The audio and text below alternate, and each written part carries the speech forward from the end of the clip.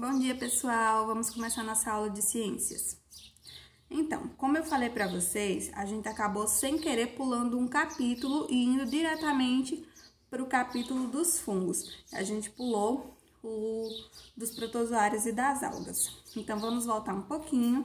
Coloquem aí na página 68, capítulo 7. Vamos estudar agora esse reino, tá certo? Bom, nesse capítulo nós vamos estudar o reino protoctista ou protista, que abriga seres vivos eucariontes. Lembra lá quando a gente estudou o que são seres eucariontes e seres procariontes? Lembra? Os seres eucariontes são aqueles que têm um núcleo bem organizado. E já os procariontes é aquele que não tem bem o núcleo organizado, tá tudo meio que solto. Pronto, aqui onde foi que eu parei, pronto. Aí ele coloca entre parênteses, com membrana que separa o material genético do resto da célula. Eles podem ser unicelulares, lembra o que são unicelulares? Uma única célula.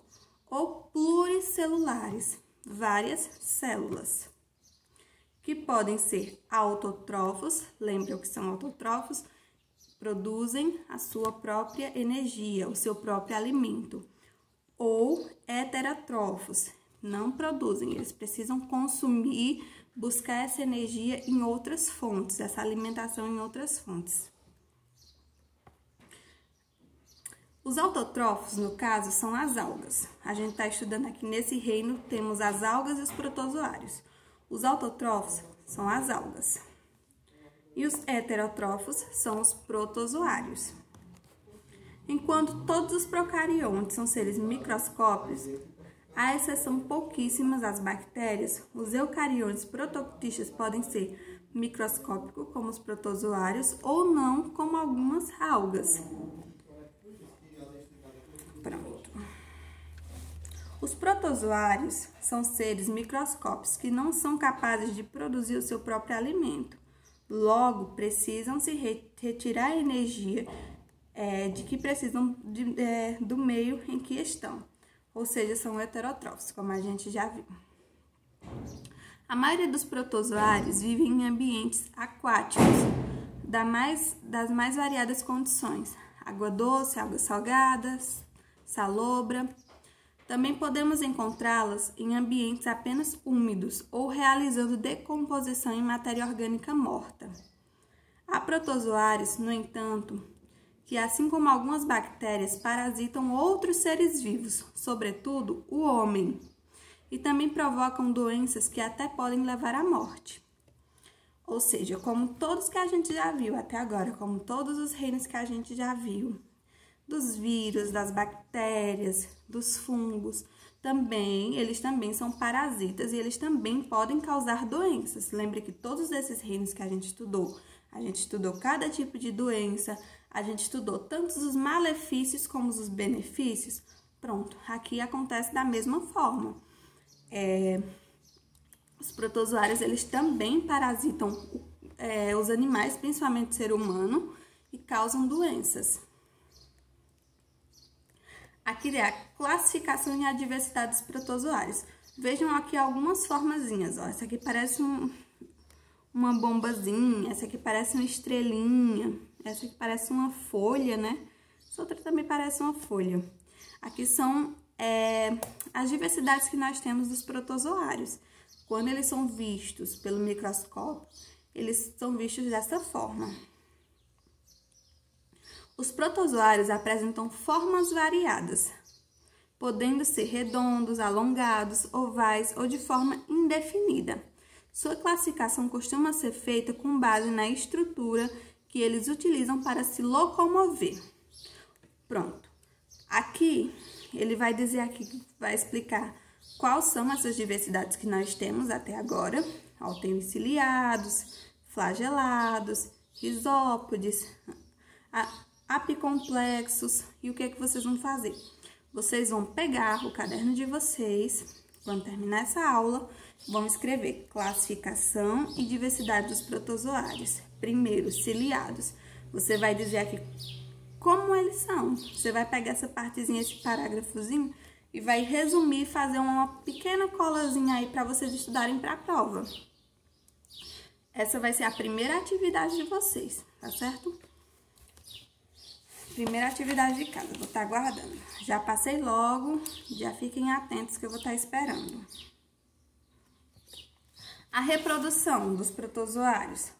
Em geral, a reprodução deles se dá por forma assexuada, como as amebas. A princípio, o núcleo celular se divide, originando 2 novos núcleos. Lembra quando a gente estudou reprodução, que a gente estudou reprodução assexuada e reprodução sexuada? Vamos lembrar a diferença entre os dois. Reprodução sexuada ocorre a troca de gametas. Assexuada não ocorre a troca de gametas. O indivíduo, ele gera ali com o seu material genético, é uma espécie de multiplicação do material genético dele. Olha esse exemplo que ele dá aqui, ó. A forma como as amebas se reproduzem assexuadamente. Então, no caso, aqui eles são assexuados. Pronto. Doenças, vamos dar uma olhada nas doenças. São muitos os tipos de protozoários que podem causar doenças, tanto em seres humanos como em outros animais. Algumas dessas doenças merecem destaque. Vamos aqui ver algumas dessas doenças. Primeira, leishmaniose. A leishmaniose é uma doença transmitida ao homem e a outros animais, como o cachorro, pela picada de um mosquito, popularmente conhecido como mosquito palha ou birigui. Aqui eles mostram aqui a imagem do mosquito, ó.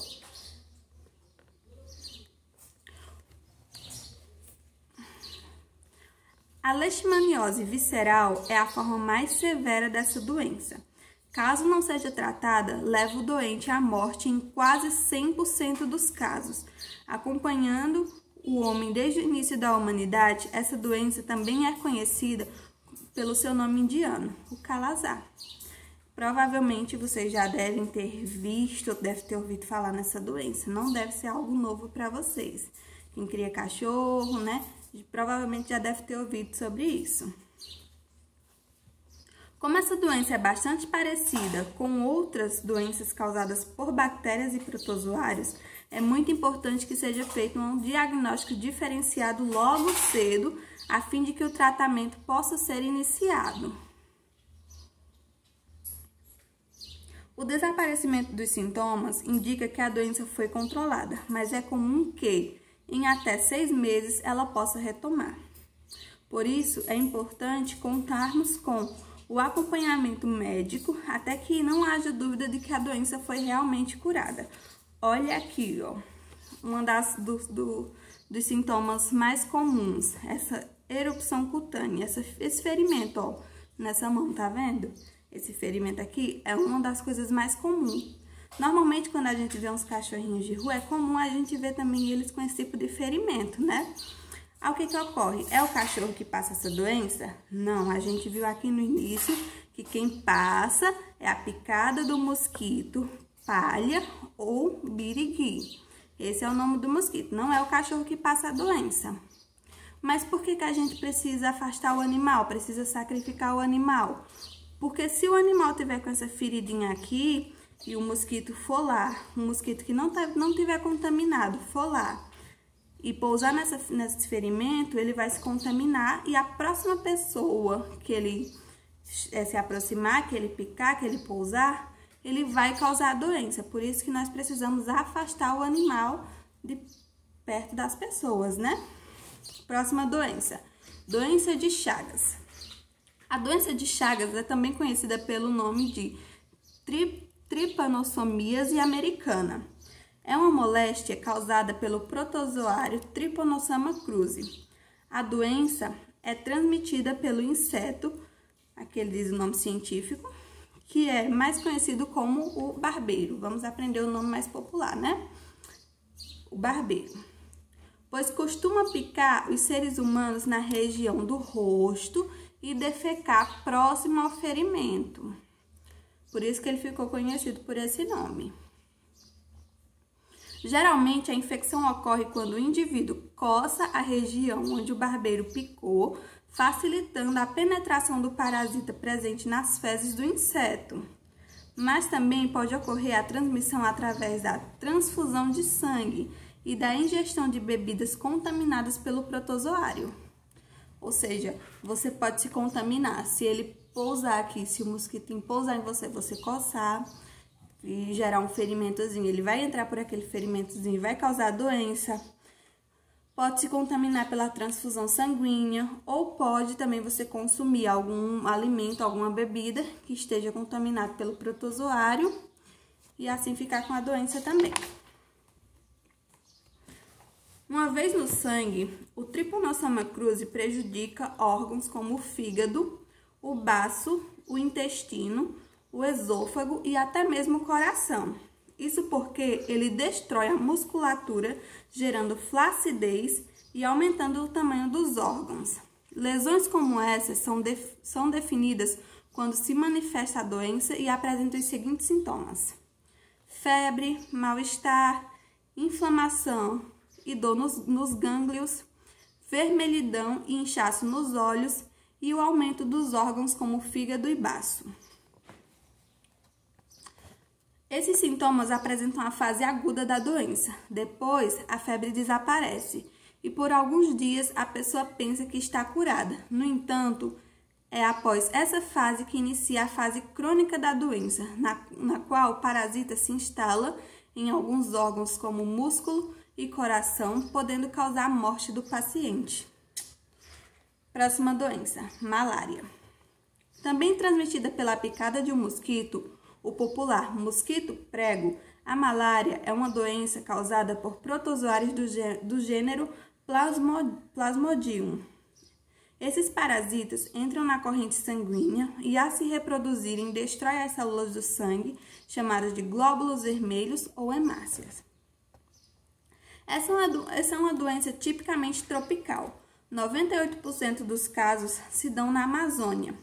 Os sintomas mais comuns são a febre alta, alternância desproporcional entre as sensações de frio e calor extremo, fastio, dor de cabeça, dor no corpo, muita fadiga e a pele amarelada. Observe abaixo o que acontece no organismo após a picada do mosquito infectado. Primeiro, o parasita começa a se reproduzir no fígado. Alguns parasitas permanecem adormecidos por anos antes de se tornarem ativos. Na corrente sanguínea, a reprodução ocorre no interior das hemácias. 3. A reprodução do parasita resulta numa maior quantidade de hemácias infectadas. 4. Os ciclos de infecções e destruição das hemácias coincidem com o aparecimento de febre e calafrios. 5. Versões inativas do parasita são introduzidas no mosquito transmissor através da picada do mosquito em um organismo infectado. Próxima doença, amebíase. Amebíase é uma infecção geralmente intestinal que provoca fortes diarreias. Muitas vezes, elas vêm acompanhadas de dores abdominais. Seu agente causador é o protozoário Entamoeba histolítica. Esse protozoário é um parasita que infecta aproximadamente 1% da população mundial, sobretudo a população pobre de países em desenvolvimento, já que sua proliferação está relacionada principalmente com a falta de higiene. Como em muitos lugares ainda não há saneamento básico, o consumo de água e alimentos contaminados é muito comum, a doença se torna difícil de controlar. Uma boa forma de evitá-lo é consumir apenas água filtrada, tratada quimicamente ou fervida, bem como alimentos, frutas e legumes e verduras devidamente esterilizados, ou seja, tratados de tal forma que garanta a ausência do micro-organismo, como o processo de esterilização por hipoclorito de sódio ou água sanitária. Então, não, ainda tem um aqui. No caso dessa doença, o que a gente pode fazer para evitar, né? Tentar manter a higiene, né? A questão da água, a questão de lavar bem esses alimentos que normalmente a gente colhe, né? Próxima doença. Toxoplasmose. É uma doença também conhecida como doença do gato. Seu agente causador é o protozoário Toxoplasma gondii. Ele passeia livremente pelos ambientes domésticos através desses bichanos. Lembre-se de que os protozoários são seres microscópicos, ou seja, podem sair da caixinha de areia, viajando na asa de uma barata, escorregar para qualquer lugar onde possa se expor e aguardar que a qualquer momento outro ser vivo lhe sirva de alimento. Uma vez dentro de nós, pode gerar mal-estar, dor de cabeça, dor no corpo e febre. Esses sintomas podem até ser confundidos com uma gripe forte. Geralmente, essa doença não se agrava e desaparece sem grandes danos, mas isso vai depender bastante da imunidade do indivíduo. Pessoas que se alimentam bem, com dieta variadas e alimentos e hábitos saudáveis, estão mais seguras. Se o corpo estiver fraco, o toxoplasmose pode causar danos oculares, ou seja, perda parcial ou até mesmo total da visão. Mas não sejamos injustos com os gatos. É sim verdade que eles são os principais disseminadores da toxoplasmose, sobretudo pelos seus hábitos de caçador, que os fazem andar por aí atrás de ratos, baratas e tudo mais que se mexe. Mas cães também podem transmitir pelo contato ou pelas fezes. Aliás, o toxoplasma está presente em quase todos os animais. A ênfase nos cães e gatos é pela intimidade que temos com eles. O consumo de carne mal passadas, legumes e frutas não devidamente tratadas também oferecem risco. Então, higiene e cuidado sempre e, sobretudo, na hora de comer. Pronto, então aqui nós encerramos a questão das doenças que são causadas por esses protozoários, certo? A gente vai ficar por aqui. Vocês vão fazer atividade da página 80 e 81 e o resuminho que eu pedi para vocês fazerem da página 69 sobre a classificação e diversidade dos protozoários, tá bom? Então é isso, um beijo e até a próxima aula.